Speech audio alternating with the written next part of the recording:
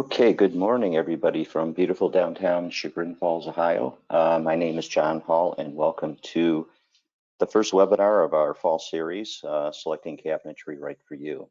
This is the second time that I have presented this webinar series, and the first series was very, very successful. Everybody learned a lot, got a great feedback, and hopefully you guys this time around will enjoy it just as much. So just a touch of a background about the webinar series. It's going to be offered every other Saturday with double headers. We're going to talk about the kitchen layout at 10 o'clock. So if you have not signed up for that, you will need to go back and re-enter as a separate webinar. Been in business 35 years, enjoying it every bit as much as the day I started. I am the owner of two companies, one that does a design-only service. If anybody's ever interested in having some guidance with some designing, I'm there to help you. Or if you say, John, I need somebody to help me with the whole project, I'm there for you there too. So feel free to reach out if you have any of those needs. So what we're going to accomplish in today's webinar is we're going to, where do you start, when you start looking for cabinetry? I'm a big believer in educating. So what I want to do is get you guys, when you get out there and start looking at cabinetry, to look intelligently, or even if you're still a little ways off, to start getting on Houzz or picking up magazines or things like that. What are you looking for? Things like that. So, so that's what we're going to accomplish this morning. If you have any questions as I go through, there should be a button that you can ask a question. In fact, if somebody can just type in and let me know that's working and say, John, I can hear you okay and the screen looks good, I would appreciate that. Okay, let's jump right in. There's 4 basic styles to a kitchen. And the first of the 4 is modern. Modern basically is, or some people would say contemporary, style of the day. This is a kitchen that if you get my e-blast and things like that, you'll see this was an award-winning kitchen in Strongsville this past year. This is a European line of cabinetry out of Germany. Very simply, very understated. I love the term elegance through simplicity. And this kitchen really, really exemplifies that. One thing that, in fact, I'm working with somebody in Niles right now that saw this kitchen, and they want me to do their kitchen with the ovens the same way as this one has, where I've raised them up. So it's more of a modular system, and it's just very clean and crisp. The woods and the materials that you would use with this would be laminates or lacquers or even some of the wood grain laminates. But you can see it's very simply understated. Here's a bathroom. If we have anybody here on the east side, this is done in Novelty. And you see the real comparison between everything. Look at, again, all of the clean lines. And look at the mirror, what I did with the mirror, how I just had that long horizontal look. And then I even pulled that forward. And notice what I did, put LED lighting. And I didn't just settle for regular LED lighting. I went and put in lighting that gives that chromotherapy effect, like that old lava lamp thing. So when they're showering, they have the lights off, and they absolutely love that. So there's different things too. Look at the horizontal lines with the cabinetry and the very linear hardware. Even the tile has that nice horizontal flow. So that's more of a modern feel. Here's the modern using wood. That's a rift cut oak. Okay, this kitchen people absolutely love. This is a kitchen here in the Chagrin Valley that was done 2 years ago. People come in and they say, how quick can I have this kitchen? It is a transitional. What does transitional mean? It's blending yesteryear and today together. So if you look at this, and when I start working with somebody, I say, I actually draw a picture of a teeter-totter, and I say, do you want your kitchen to lean a little more modern, or do you want your kitchen to lean a little more on the traditional side? So if you look at this kitchen, this leaned itself, and then I would have them actually draw a line on that teeter-totter where they want it to be. So if you see this one tends to go a little more modern. Why? Look at the faucet. Look at the cabinetry. We'll talk about frame versus frameless in a bit, but this is a frameless cabinet. But if you look at it, it has a shaker style door attached to it. So you have a very traditional door.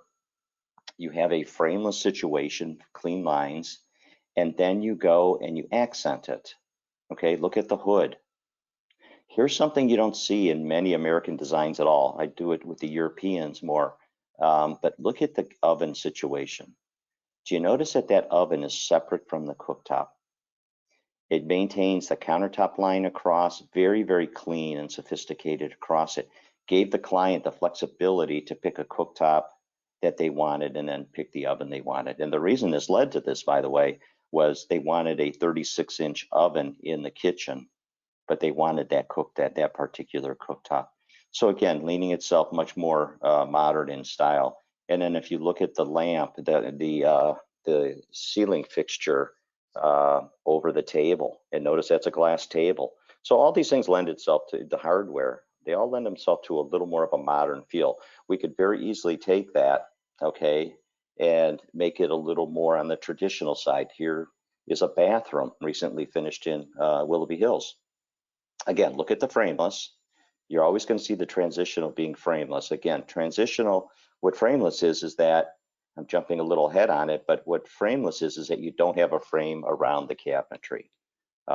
So you have your doors and drawer heads all touch each other, and you'll see a lot of examples of that coming up.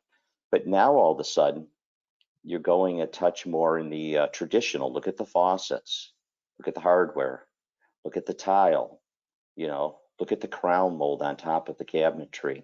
So all of that is lending itself a little more on the traditional end of it. Country. If I have anybody down in the Lodi area, this was a kitchen down towards the Lodi area. This is now leaning itself much more in a different direction. Now all of a sudden we're going into a warmer feel. So the cabinetry, if you look very closely, has a frame on it. You look at those drawers next to the refrigerator, you'll see the framework in between. So that's referred to as frame cabinetry. And with frame cabinetry, it's either going to be country or traditional. The other thing that you can see on the island, look at the glazing on the paint. So instead of just painting the cabinets, they wanted to put a hand wipe glaze, which we accomplished there. Look at the chairs and the stools and the table. And the pendants and all that kind of stuff. So that all lent itself much more to a warmer type feel. Look at the floor.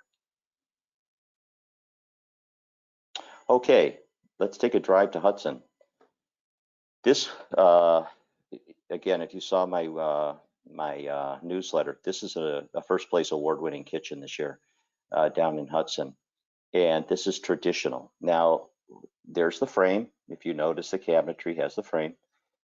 You take a very traditional home and we basically bring that feel through in the cabinetry and the design. A couple things here that you see, we mix the paints. Sometimes people are mixing the paints in the woods with the island. Look again, that quartz that looks like marble, the light fixtures, just a very touch of class. If the country is a touch of warmth, then all of a sudden we're now going to get a touch of class.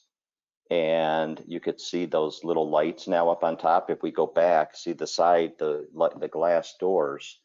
If we go back to this transitional kitchen, see how clean and crisp they were. Okay, no leaded glass, no mullions or anything up there, just a clean, crisp, clear glass. Now all of a sudden we start putting mullions in, and we start doing that, and that mullion is actually leaded glass that we've matched from some leaded glass already existing in the home.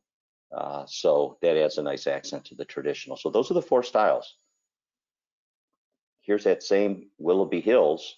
And what's interesting, she did the same hardware. She did the same door style, same paint, but look what we did. We went inset, and we went with a frame on the cabinetry. So this bathroom, we wanted more of a touch of traditionalism. So that's how we accomplished that. Okay. So as we now go looking for cabinetry, and this is really where I have a lot of fun with the clients, because the first thing I always say to them is when I go, I'll tell you a little story of down in North Canton. I met a gentleman, it was a referral. He's probably, I would say he was in his 70s. He came and saw me, after a talk at the show, and said, John, you were referred to me, when can you come down and talk to my wife and I about our kitchen? And I set an appointment. I went down. Wife had never met me. She's in there at the kitchen table with her magazines. And I walk in, and the first thing I say after hello, I said, put the magazines away. Let's go shopping for a car. She looked at me like I was crazy. Looked at her husband like, where did you get this guy from? You know? And I said, no, let's hop in the car. Let's go for a drive and let's shop for a car, you know? Um, and I said, the reason I'm saying this is, where would you want me to take you? Would you want me to take you to the Honda dealership? Would you want me to take you to the Lexus dealership, Camry dealership? Or do you want to go look at some Audis and BMWs? And all of a sudden, you hear just a sigh of relief where people, number one, I'm watching their budget very closely for them and they're getting that feel right away. But number two is that everybody's in a different position in life. You know, there's people towards, that are more on the mature end of things, and they say, John, this is the last time we're doing something. We want to do it, quote, right. Not that there's right or wrong to it. Or you could get somebody that just bought their first home and is raising a family and has a daughter or a son going off to college next year. So what I do is I try to get a good understanding of where you want to be budget wise. So this is going to come into play as you now decide where you want to be with the quality of the cabinetry, what you want out of it. So you have everything from stock, semi-custom, and custom. So I want to walk through those. Now, don't be scared by the words. I sell all of these things. So, and I'm proud to represent all these things. But there's only certain things I can do with stock. Okay. There's only certain things, like give you an example. I'm working on a job right now. They don't want a desk anymore. But what they want is they want their pantry to have a 18-inch height door, okay, in the middle of the pantry that flips down so she can pull a stool up when she wants to, and she could do her work and things like that. And then all of a sudden she could have her charging drawer station in there, and she could put her mail slots and everything. And then she folds it back up, puts a stool, and she's got her pantry back. So those are the different things that you can do with custom that you can't do with stock, but do you want that? And, a lot of things come down to, where do I put a TV behind retractable doors? Those are the little things that will steer you away from the stock. So let's go through these things and let's talk about them. Okay. Stock, limited door styles, limited woods, limited finishes, minimal flexibility to cabinets, good pricing, shorter lead times. Let me just say one thing for you folks out there. I don't know how many of you folks are thinking of doing a kitchen this coming next year or the year after. There's two things that you should know. Number one, it is a white hot market out there. What do I mean by white hot? Just finding a contractor today is everybody is just so busy. People all staying home. They're all remodeling their kitchens, bathrooms, home offices, everything. So you have to allow plenty of time and get serious. If you're thinking of something next year, you really need to start getting serious. The second thing is getting materials. You really, as soon as you know you're doing the project and you start shopping, order the damn stuff, because it's getting harder and harder to come by appliances and plumbing fixtures and things like that. So the same thing with cabinetry. So when I'm saying shorter lead times, shorter lead times could still be extended out on some of this stuff. Semi-custom. Okay, here's an interesting one. I do a lot of this. I have a great semi-custom line that I personally work with. Now, before I read down this list, let me explain what semi-custom is. Okay, we know what stock is. Basically, stock is stocked. Very limited on some of the things. It's sitting in a warehouse. They just pull it, they ship it. Semi-custom is you buy it. They make it as when you put your order in. It's not all anything is pre-stocked. But they will go, cabinetry comes in 3-inch increments. So cabinetry starts at 9-inch, even stock, 9, 12, 15, 18, 21, 24, so on and so forth. If you want to change, let's say I don't want to put a filler somewhere, but I want my cabinet to be 22 1/4, so I don't have to have a filler or an extended style or something. Semi-custom cabinetry will do it for you. But what they'll do is they will go and charge you a percentage to do that. If all of a sudden you want that flip down cabinet like I was talking about, they have a separate part in the factory that they will do a custom cabinet here or there. So semi-custom cabinetry ends up to be a real nice opportunity, and you could save some money from going totally custom. Now, what are the little bit of the drawbacks to that? Well, they're still going to be a little more limited on door styles and finishes, and I'm going to show you some specialty finishes in a moment, but they're going to come and not do some of those things. I would say probably the people that walk through my door, 60 to 70% would fall right in line and be very happy with a semi-custom cabinet. So that is really a nice opportunity. So some of the advantages: more door selections in stock, more wood, introduces more specialty finishes. Remember that glazing down in that Lodi kitchen? You know, they'll start doing stuff like that. Can change a cabinet size at a charge. We talked about that. Much more paint selections. So now with my semi-custom line, they offer, let's say, 10 paints, but you can now go for I think it's like a 15 or 20% premium, but now you could go to any Sherwin-Williams color and they will do that for you. So you can start, you're going to start getting more custom. We'll do limited custom pieces, generally good quality and generally great pricing. Now, something else that's very important with this that you're going to start seeing now with semi-custom especially, it's an a la carte system. So when we get into like talking about what's a cabinet made of, either MDF or plywood, they'll give you the choice now. If you want plywood, you'll pay more money. Same thing with drawer boxes and drawer tracks. So now all of a sudden you can go a la carte and price your cabinet. Well, how about the kitchen? We do the better drawer glide and we do the better track. But you know what? That basement laundry room, I don't need to have the best track out there, John. I don't need necessarily to have it full extension slides or 3/4 French dovetailed, you know. So you will now find in the semi-custom an a la carte system on a lot of these brands. Okay, custom.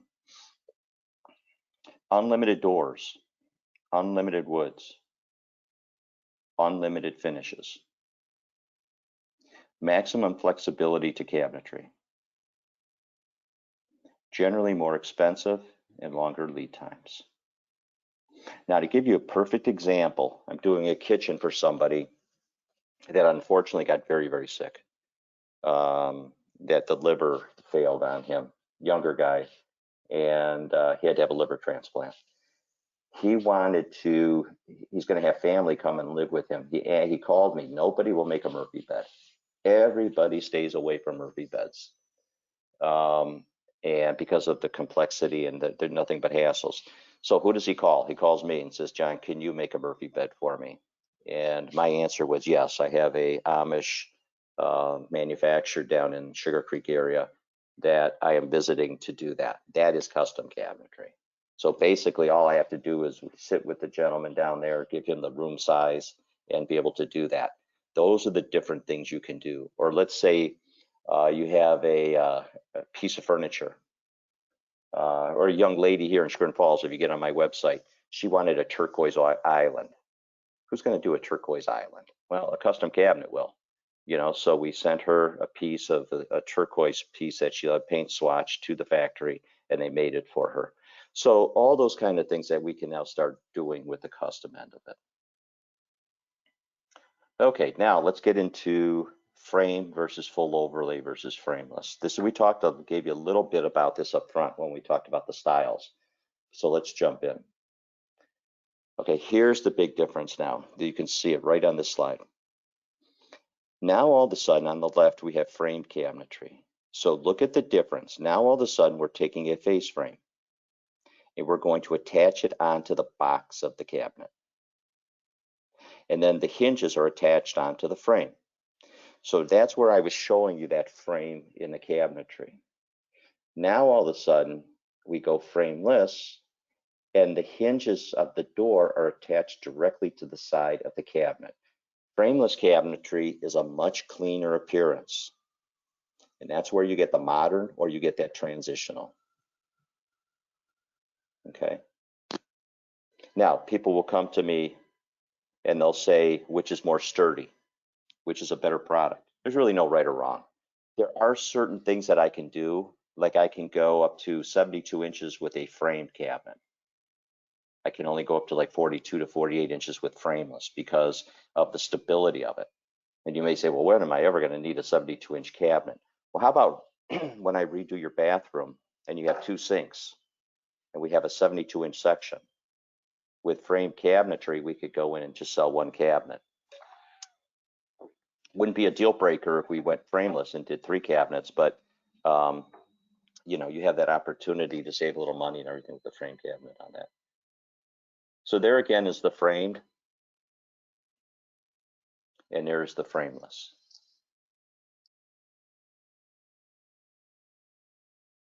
Notice also with the framed that you have hinges there. A lot of people say, you know, John, I don't like hinges. You don't have to have them today with framed cabinetry. So that's a nice feature. I mean, you have them, but they're concealed. And most people do not want to have the hinges showing. And then you go on the right, there's your frameless cabinetry. Okay. You see, it's still a traditional door, but see how much it's less busy, it's more clean.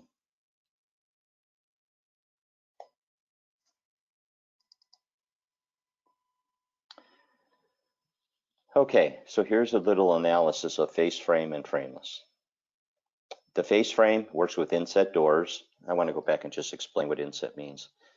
And I showed you on that one bathroom, but inset means that the door actually sits within the frame. It's not sitting on top. That's what inset means. So let's see if I have a better picture here. See how it's flush with the frame of the cabinet? Very, very popular. This is one of the differences between the stock and the custom again, or the stock and the semi-custom. Stock will not do that for us. Usually if people go with a frame, they're going with that inset. Okay, so you could see that's inset there. It's raised up a little bit because it has that door as an edge detail, but it's frameless. I mean, it's frame. Okay, works with standard overlay doors, smaller opening. Okay, people say to me, do I get a smaller storage area with framed versus frameless? No, you do not. It is the same. Actually, it might be a little bit more because with frameless, they use 3/4 inch sides. With frameless, they usually do 5/8, so it's usually a 1/4 inch bigger. But the opening size is smaller. So because you have the frame. So just getting something through it, you lose about 1 inch to 1.5 inches. Takes up more space. You cannot adjust the hinges. Hinges attached to the face frame. The hinges you personally cannot adjust. You'd have to have somebody, the cabinet installer, come out over years to do that. Another thing I want to mention with framed inset cabinetry. Do we have anybody out there living on a lake?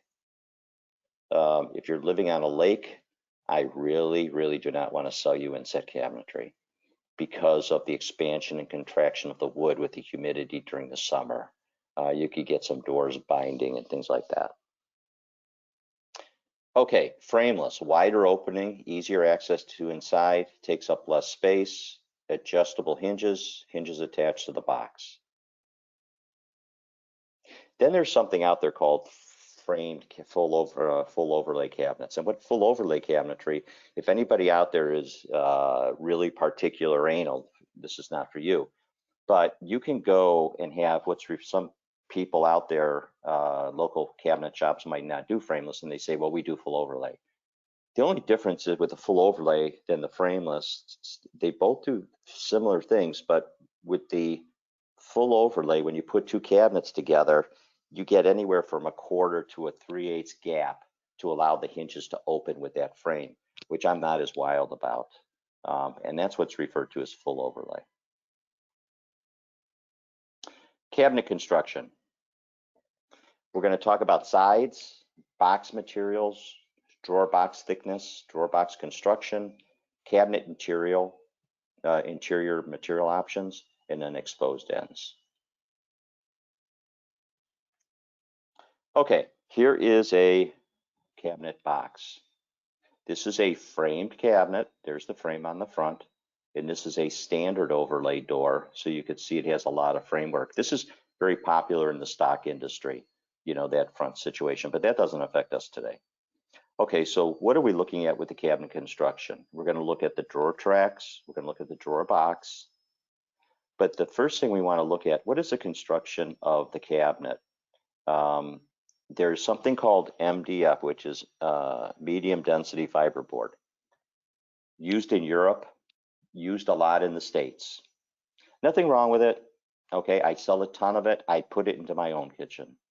And it's very dense. So rollouts aren't going to rip out of the cabinet, things like that. So it's a good product. What I would shy away from, and you'll see more of it in your stock cabinet, is the flake board. I'm going to date myself for a second, and I'm going to say when I was coming out of school, I interned at Beechwood Place. I'll never forget. Does anybody out there remember the Workbench? They sold Scandinavian furniture in Beechwood Place. And I was working there on a Friday night. We were putting up a display out front. Somebody came in and was furious. It was a gentleman in his 60s, and he had bought a bookcase unit from them. And he put stuff on the bookshelf, and the shelf broke and ripped apart off the thing. And he came in holding the shelf, and you could see it was this cheap flake board, which holds no weight and things like that. So you want to stay away from that no matter what. You want to either go to an MDF, or I get some people that say, you know, John, I'm a purist. You're not going to get a cabinet box that's going to be solid wood. It is impossible. What you're going to do is you're going to get either this MDF or you're going to get plywood. So if we have any engineers out there or anybody that says, oh, I've always wanted just an all wood cabinet, you're going to get plywood. That's you should ask for that. Then all of a sudden we look at the inside. What is the inside going to be made of? And there's a couple of options. We can go to what's referred to as a melamine interior. A melamine interior is basically laminate, and melamine comes from the factory on the sheets already. It's thermally fused on. Really a nice product. And you can go, and then if the molasses overflows in the lid and it leaks and things like that, you can scrub it and clean it right up. Melamine comes, you can do white, you can do a maple laminate look, which is very popular, like you see there. Or the other option is to go to a wood veneer interior with a natural finish. So if you do plywood, the odds are you're going to do either a maple laminate or you're going to do a wood veneer. Some manufacturers, even a manufacturer that I represent, will even automatically finish the interior the same as the outside. I personally could take or leave that. And the reason I can, because it tends to have the cabinets be darker. Now, one of the things that I told you about up front too, a little side note, and this is where the Germans really exceed on stuff.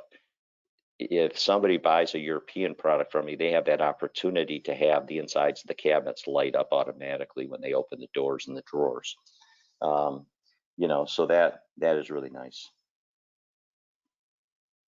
Okay, so here's a drawer box. So now all of a sudden we have a drawer box. A, you can see the French dovetailing. B, French dovetailing. C, French dovetailing. So they're all good drawer boxes. They're all, the two, B and C basically are solid wood. Solid wood 3/4. A, remember I told you about with the semi-custom to save money? All of a sudden now you go 5/8, and that's plywood veneer, and it's just taped on the top. The top of it is, like a veneer tape. So that's a basic box. That's their standard on some of these manufacturers. Then you can upgrade. You can upgrade then to go to maple, and you can go to 3/4. And C has really come on strong over the last couple of years. I have done a couple kitchens, white kitchens, with a walnut drawer box. Walnut has become very popular. It is absolutely gorgeous. Now, you're not going to find that in your stock cabinets. You're not going to find that in a lot of your semi-custom, but you'll start seeing that more in your custom. Some of the semi-custom, more of the custom. Really, really a nice feature. And then if you do that, you just want to make sure that your accessories, like knife, hopefully you guys are going to enjoying this, and you're going to come around to the accessorizing the kitchen, where we talk about knife drawers and all that kind of stuff. But you want to make sure that you get all that in the walnut too. And then if we want to go into the more modern style, you can get the metal. Europeans do it a lot, you know, the metal drawer boxes and things like that. Even the semi-custom and custom traditional, they'll offer some of these more modern metal boxes and things like that. So that's what to look for in the boxes. Now, one thing also, the other thing too, is that drawer glides. You want to make sure your drawer glide is full extension. The odds are, if you have older kitchens, the drawer only opens 3/4 of the way. Now you can go and have that drawer open, you know, full extension. And the glides you want are not the side mounts anymore. You want the under mounts. You also want to make sure that, you know, as far as going in, here's another thing where you go difference between custom, semi-custom, and stock. Drawers. People love drawers in a kitchen today. And if you're sticking around for the 10 o'clock, we're going to see that kind of stuff. But used to be that I could go only to a 30 to 36-inch drawer. Now I can go up to a 48-inch drawer, which is really, really nice. It takes heavier glides. And so some of these manufacturers on more of the custom end will give me those heavier glides that I could go and really put a large drawer base in if I wanted to. Okay, let's get into wood species. With the wood species, we have where do we want the kitchen to look? So do we want a more rustic look? Do we want more of a refined look? And then we'll talk about lacquers and that in a minute, but let's stick with the woods. So one of my favorite all-time woods is alder, A-L-D-E-R. It's in the maple family. It's in between, it's my favorite country wood. It's in between the cherries and the maples. And one of the things about the alder is you could get a beautiful, beautiful country kitchen without all that graining that you see in red oak. I can't give red oak away today. If anybody's buying oak, then you're going to be more into the white oaks or the rip cut oaks or the quarter sawn oaks, which we'll talk about. But alder is absolutely a beautiful wood. It's in the maple family. It's of the Pacific Northwest. You can see I can get it knotty. I can also get it clear. Clear means that you see minimal amount of knots or any defects. And you have to remember, folks, again, and I 35 years, I can ask a lot of questions without knowing how not to offend people and things like that. But I get to find out very quickly with my clients who's anal, who's not anal, you know, and who's very particular. And knowing if they are, walking them through and explaining that even in a clear alder, you are dealing, same thing with your stone, your granite, you know, with the little fissures in that, they are natural materials. You are going to get some of the sap marks and things like that. Like if you look at the bottom, there's the cherry. Cherry's a beautiful wood. It ranges everywhere from white to red onto a deep, rich brown. One thing I will tell you with cherry, it's going to darken with age. So when your kitchen comes, when it comes off the truck, you're gonna be nervous and say, that's not the cabinet I ordered. Well, if you were my client, you wouldn't be saying that because I told you up front. It's going to, over 3 months, it's going to change and patina in to the way the sample was. So when you go look at samples at the dealers, on the wood chips, turn it around and look for the expiration date. It's not a bad thing if that thing is expired, because that's the way it's going to end up. But if all of a sudden you get a cherry sample that comes tomorrow versus the one that just expired, they're going to look totally different. So it's something to look for, and maple does it more than anything. Hickory, not usually used in woods for cabinets. I see displays of it. I see some on house. It has that wild, what's that painted horse? Is that called a palomino? It has that wild look to it. Where I see hickory a lot would be in a floor, like that award-winning kitchen in Hudson. That was a hickory floor. And you can see you get a lot of variation between the lights and the darks. Hickory could be very, very popular, used in the proper place. Maple and painted maple. What I refer to maple is an out-of-focus cherry. Now, what does that mean? If you notice that the graining And you want to be very careful, and you want to see a door, you want to see samples, because it will not have the same refined grain. Look at the cherry grain right there. Okay, look how sharp and crisp the graining is. Look at it on the maple. Looks more out of focus. And it can also tend to splotch. These factories are not going to do as many stains on maple as they would on cherry, because some of the lighter stains, they're going to show much more splotchiness, which a client is not going to like.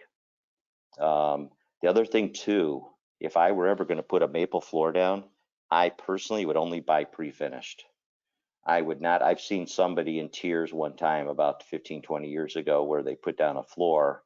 They had somebody put down an unfinished maple floor, and then they stained it, and it all looks splotchy. So you got to be careful on that. And then we have the MDF. And what is MDF? Why would I be showing you that? Because what if you're by the lake? And what if you want a painted kitchen? Remember I told you the natural wood is going to move? Okay, by the way, if you want a painted cabinet, you're going to be going to maple. It's usually maple that the factory is going to offer. Okay, so if you all of a sudden you want a door and you live by the lake, they have things out there called one-piece doors. And what they do is they use MDF, because the joints of a regular door are not going to, or they have some movement. With the MDF, they route out the center, and it's all one solid piece, and then they paint it. If there's a door that you love and you have that opportunity, it's a nice opportunity for you. One thing also, I don't know if it's going to come up in this webinar. I'm going to make you guys dangerous when you start going out shopping here. But one thing, this is very important to write down. There's two types of construction on doors. There's called mortise and tenon, and there's called miter. Miter's like the picture frame on your artwork at home. A miter door is not as stable as a mortise and tenon. So 90%, 80% of the doors out there are mortise and tenon. You're not going to have any issues. If you go with a door that has some intricate molding applied to the inside of the door to give it some really accents, they're going to use a miter door. So just keep that in mind when you go shopping. Okay, there's a quarter sawn oak that I'm talking about, where you get really some interesting pattern to it. Really beautiful. If you really want a nice country feel, a lot of your furniture at home, if you have more of a country feel, is going to be that quarter sawn oak. It's the way it's cut. Same thing with the rift cut oak. Red oak, it's gotten us a lot of places over the last 30, 40 years. It's always been around. It's old faithful. People just do not want it today. In fact, sometimes when I'm talking to somebody at a show, and the first question I'll ask them is, where do they live? And they take it aback. Well, you're kind of forward. You want to know right away where I live. Well, doing it 35 years, if you tell me you're from Hudson, I know that your house is going to be loaded with red oak. If you're from Beechwood, I know the odds are that cooktop's up against the opening to a dining room, and you have no place to put your handles. So I know all these communities and all that. And that's the thing that I love about the alder. If you do have all that red oak all over and you don't want to change your trim, that alder works beautifully and ties in beautifully with the red oak. Or if you want the red oak, just my clients generally don't do that anymore. And then we have walnut. Beautiful, beautiful. Walnut's coming back, not in the traditional sense, but more with the Germans and things that, those flat panels. Remember I showed you that bathroom in Novelty? More in appearances like that. If you get on the website, it's a great website. You can download their catalog if any modern people out there liked LEICHT. That's my German brand. You'll see a lot of walnut in those displays. Then all of a sudden we can get into some woods that specialty woods, and bamboo, not as popular. It used to be popular 5 years ago, where I would use as accents bamboo. I've done some bathroom vanities in bamboo, the wangi and the zebra woods and things like that. With the rainforest and a lot of these issues, this really did not take off. It's actually beautiful. It can be overpowering in a entire kitchen, but in a modern kitchen, if you just want an accent like an island or something in this, it was beautiful. Cabinet finishes. Paint versus stain, the sheen, hand wipe versus machine sprayed, laminates versus lacquers versus acrylics, laser edge detailing with today's laminates, distressing and glazing. Okay. Used to be very popular. Here's the thing. We've gone from busy, from Franklin Lloyd Wright to the Tuscan Field to the heavy Triple Crown. That's all gone. Now, does that mean that you don't get it? Absolutely not. Do I still offer all this stuff? Absolutely. But you guys aren't asking for it anymore. Nobody asked me for this anymore. 10 years ago, this is all everybody wanted. They wanted the painted cabinets around the perimeter, and then they wanted the beat up distress package for the island. But here's some of the different things we can do with the distress door. This, by the way, if you look at it, it's more of a traditional style, has that raised panel in the front. But look now all of a sudden what we can do. We can put wormholes. We can put the knife marks to create, some dents and things like that. We can do some wear through on the edges. Look at the edges, how they took and sanded through the edges on the outside. You can even you put some paint underneath if you wanted to, like black or whatever, or red. And then look at the edge detail, how they go and chisel that out too. So those are the things you can do to distress a package today. Highlighting, this is a real big one. I really promote this. So all this, let's say that we want to, with a stain cabinet, by the way, let's say we want to go and to have a cherry cabinet, but we want to add some nice detailing to it. One of the things off the beaten path here, as far as fixtures go, plumbing fixtures in the bathroom and things like that, black is really popular. So I'm working on 2 jobs right now where they're using black in the bathroom, and we're going to do we're doing a cherry cabinet. So what we're going to do is we're going to glaze it in black. And it's a stain very similar to this. So what does this mean? This means that we take a cherry door and we take, in layman's terms, we take shoe polish and we wipe it on the door and then we wipe it off. It gets caught up in all the little nooks and crannies. That's what's called glazing. It usually adds about 10% to the price of a job. Semi-custom will do that, custom will do that. And they have different glaze colors too. They have Java, black, amber, so however we want to do it. You can also do it on paint, but paint is really not that popular today. Not that paint's not popular, the glazing of it is. Okay. Okay, now we've talked about all that. Now all of a sudden, John, help me, what should I look for and pick a door? There are 4 details you want to look for. Number 1, and this is, let's go transitional here. Let's put ourselves on a teeter-totter. Do we want to go more traditional or more modern? I'll tell you both. Number 1, the outer edge detail. If we want to go more on the modern detail out there, it's just going to be a squared off outer edge. If all of a sudden we want to add a detail to give more of a little bit of a traditional appearance, do you see that outer edge? Okay, then they put an outer edge detail on it. Usually every manufacturer has about 4 or 5 or 6 of these outer edge details if we want. So that's number 1. Number 2, how wide do we want the stiles and the rails? The stiles and the rails will determine, again, more of a modern look, more of it, on that transitional end, or do we want more of a traditional? Usually they're going to range from 2 1/4 to 3 1/2 inches.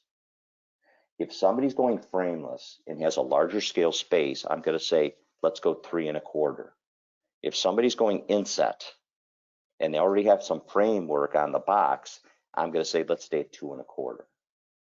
So that's your second choice. Your third choice is going to be this inner edge detail. This is where everybody looks at it, and you're going to see 25 on a manufacturer, and then they're going to say, oh, wait a minute. I want to have more simplistic. I don't want to have to clean all that stuff up. so they'll do a more simplistic detail in there. Or they want more of a traditional detail, and they'll go and they'll detail it out.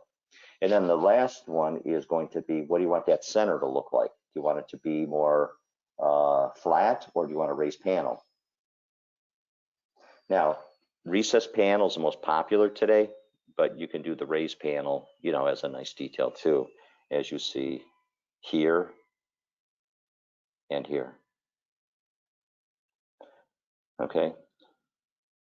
Now, before we get to this, I want to explain one thing. Every one of my webinars and seminars and classes has a curveball. I'm going to throw it at you right now. You guys are probably out there talking and saying, oh, I like the inset, or I like the frameless. And you're probably saying, I like the recessed panel versus the raised panel. Well, guess what? You can do both in the kitchen. I do it all the time. I'm working on a job in Solon right now where we're doing frameless around the perimeter, and they want just the island to look like a piece of furniture. Okay, so that can be done. Same thing, like I said, with the raised versus a recessed. So you could go recess on the perimeter frameless, go with the same door, inset it into the island, and go raised panel. And so you can mix and match. It's not all or one. Okay, so if anybody was intrigued with country or traditional, look on the left. That's the glazing I was talking about, by the way. See how it's got highlighted in there? But here's, if you're interested in the inset cabinetry, which if you're going one of those two, you're going to be. You have two choices. You can go with beaded inset. See the bead there? Much more traditional. Or if you want a shaker style and very clean, simple look, which more people are leaning towards today, you do not do the bead. Some of the different door styles we were talking about in construction. Standard overlay, see there's our frame, the door sticks up on top, usually stock cabinet.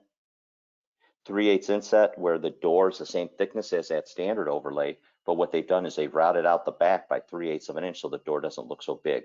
These were popular when I started in the 70s and the 80s. Full overlay, again, you can't see the difference between that and frameless, except for that little gap on the sides. You can go to flat panel. Here's the different panels we talked about. Flat panel is going to be more of your modern look.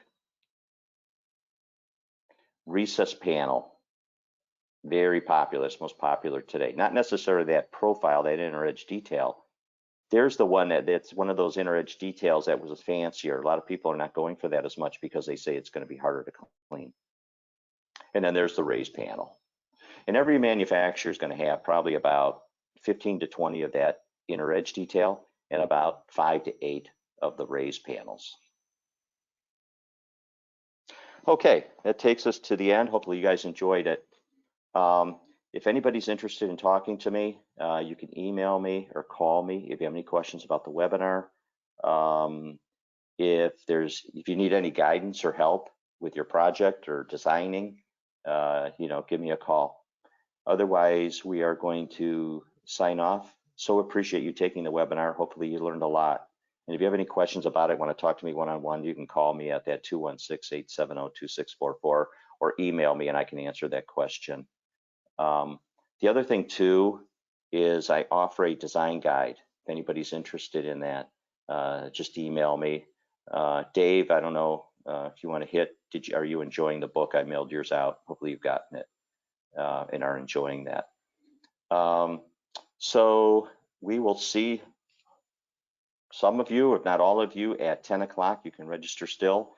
I'm going to take a 5-minute breather and then start tuning into the other one. Remember that you need to go and sign up as a separate webinar to join that one. And we're going to talk about kitchens. We're going to talk about the layout and the layout of the kitchen. Okay, thanks. Bye-bye.